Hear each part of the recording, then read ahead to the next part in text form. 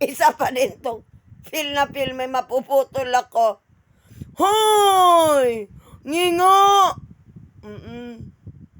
Maningil nga yan na dinuno mo. Oo.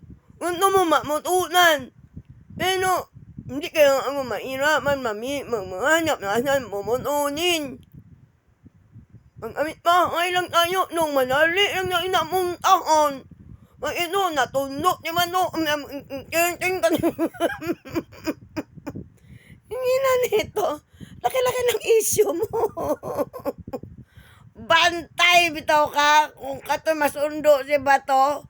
Lapit-lapit lang yung bahay natin pupunta. Isang sakay lang ba? Isang bus lang.